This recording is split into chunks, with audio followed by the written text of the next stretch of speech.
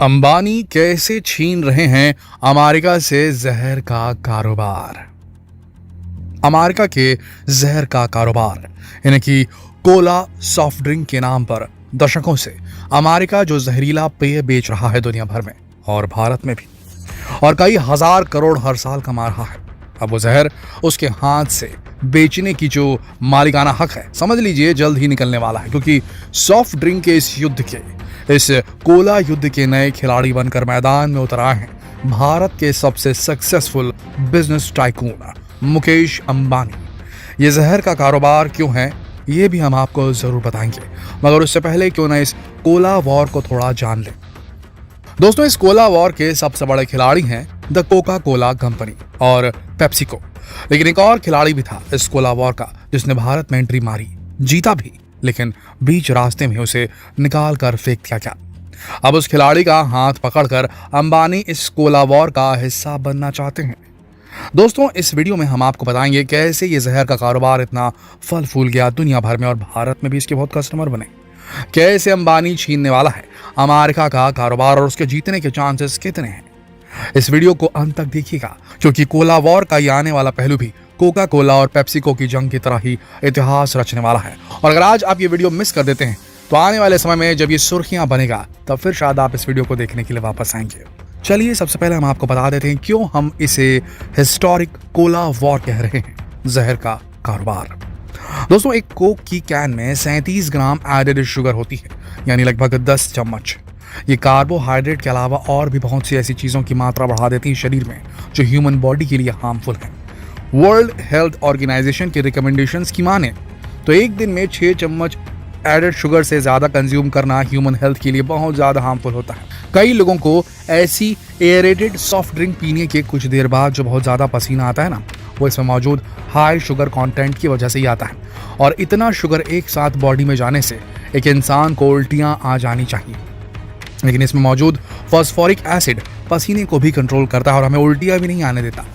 एक British pharmacist Neeraj नाई के अनुसार ऐसी सॉफ्ट ड्रिंक पीने के 20 मिनट बाद ही बॉडी में शुगर लेवल ड्रामेटिकली इंक्रीज हो जाता है और हमारा लिवर शुगर की इतनी ज्यादा मात्रा को तुरंत फैट में कन्वर्ट कर देता है। 40 मिनट के अंदर अंदर बॉडी कोक में मौजूद कैफीन को भी सोख लेती है, जिससे किसी भी इंसान को नींद आने जैसा थकावट सा फील होता है।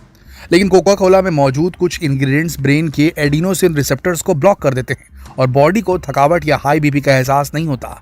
कोल्ड ड्रिंक्स में high fructose corn syrup, refined salt और हाई कैफीन इस्तेमाल किया जाता है, जो आपको डायबिटीज और बीपी और हार्ट डिसीज का पेशेंट बनाने के लिए काफी है अगर आप रोजाना कोल्ड ड्रिंक पीते हैं तो। और 2018 की स्टडी के अनुसार तो इन सॉफ्ट ड्रिंक से स्ट्रोक और डिमेंशिया यानी कि लकवा और याददाश्त जाने की बीमारी का भी रिस्क बढ़ जाता है। रेगुलरली सॉफ्ट ड्रिंक पीने से आपकी नींद की साइकिल, स्लीप साइकिल बिगड़ सकती है।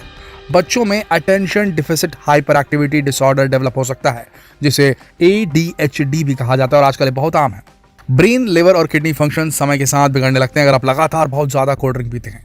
और इस तरह ये सॉफ्ट ड्रिंक एक इंसान को मौत के कुएं की तरफ ले जाकर खड़ी कर देती है, मगर फिर भी ये सॉफ्ट ड्रिंक लोगों की पहली पसंद बने रहने में कामयाब रही है, जिसका नतीजा था ये कोला वॉर जो 1980 के दशक में शुरू हुई थी।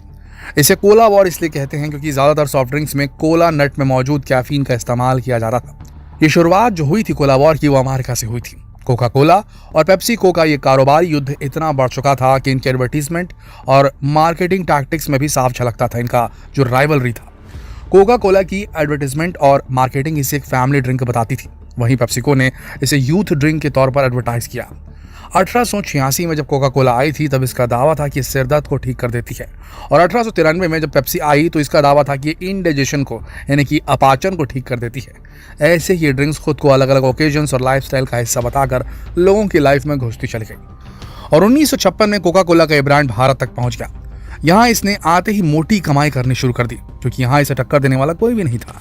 कंपटीटर तो नहीं था, लेकिन भारत के कानून ने यानी कि फॉरेन एक्सचेंज रेगुलेशन एक्ट ने कोका कोला को दिन में तारे दिखा दिए। यह एक्ट 1974 से लागू हुआ था, जिसके अनुसार किसी फॉरेन कंपनी को अगर भारत में बिजनेस करना है तो अपनी कंपनी का 60% शेयर भारत सरकार को सौंपना होगा। साथ ही प्रोडक्ट से रिलेटेड हर टेक्निकल इन्फॉर्मेशन भी शेयर करनी पड़ेगी भारत सरकार के साथ, यानी कैसे बनाते हो, क्या डालते हो, इसमें सब बताना पड़ेगा। कोका कोला का प्रॉफिट इतना ज़्यादा था कि इसने 60% शेयर सरकार को देने का फैसला कर लिया, लेकिन अपनी सीक्रेट रेसिपी कैसे वो बनाता है कोका कोला वो शेयर करने से साफ इनकार कर दिया, और इसीलिए भारत सरकार ने कोका कोला को भारत से निकाल देने का फैसला कर लिया। लेकिन इसका नुकसान केवल कोका कोला को नहीं, भारत की एक बड़ी कंपनी प्योर ड्रिंक्स को भी हुआ, जो उस समय 2800 लोगों को रोजगार दे रही थी। ये कोका कोला की बॉटल्स को मैन्युफैक्चर करती थी और इसकी मार्केटिंग, सेल्स और एडवर्टीजमेंट का काम भी करती थी। इसके मालिक थे चरणजीत सिंह, जो इन 2800 लोगों को और खुद को बेरोजगार होने से बचाने के लिए नए नए रास्ते ढूंढ रहे थे। उन्हें एहसास हुआ कि भारत के लोग कोका कोला को कितना मिस कर रहे हैं। लोगों की इसी जरूरत का फायदा उठाते हुए उन्होंने बनाई ऐसी इंडियन सॉफ्ट ड्रिंक जिसने कोका कोला और पेप्सी दोनों की कमी पूरी कर दी। 1977 में चरणजीत सिंह ने शुरू की स्वदेशी सॉफ्ट ड्रिंक कैंपा कोला, जो सक्सेसफुल साबित हुई। दोस्तों, कैंपा कोला का क्रेज लोगों पर कितना ज्यादा था, इसका अंदाजा आप इसी बात से लगा लीजिए कि आज भी भारत की ओल्डर जनरेशन सॉफ्ट ड्रिंक को कैंपा कहकर ही बुलाती है। सॉफ्ट ड्रिंक के नाम पर उन्हें आज भी केवल कैंपा का नाम ही याद रहता है। कैंपा ने कोका कोला से भी अच्छे एडवर्टाइजमेंट और मार्केटिंग टैक्टिक्स को यूज किया और भारत के सुपरस्टार सलमान खान को अपना ब्रांड एम्बेसडर बना लिया। फिर तो कैंपा के जितने भी ड्रिंक्स आए सब हिट होते गए। 15 साल तक इसने भारतीयों के दिल पर राज किया, लेकिन 1991 में सब बदल गया जब इंडियन मार्केट दोबारा से फॉरेन कंपनीज के लिए ओपन हो गई और लिबरल बन गई। कोका कोला ने फिर से एंट्री मारी भारत में, मगर पेप्सी उससे भी पहले 1989 में ही भारत में वापस आ चुकी थी, क्योंकि इसे राजीव गांधी का सपोर्ट मिल गया था। अब भारत में कोला वॉर अपने चरम पर पहुंच गई। लोग जो पहले से ही कोका कोला और पेप्सी के टेस्ट की याद में कैंपा पीते थे, उन्होंने दोबारा से बाहें फैलाकर कोका कोला और पेप्सी का स्वागत किया और 2001 में फाइनली कैंपा की भी उल्टी गिनती शुरू हो गई।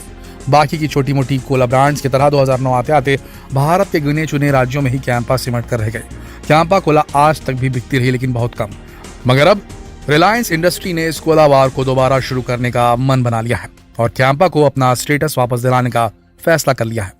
सन ड्यू नाम से कैंपा को रीलॉन्च कर दिया गया है और कैंपा के ऑरेंज, लेमन और मैंगो फ्लेवर्स भी मार्केट में आने के लिए पूरी तरह तैयार हैं।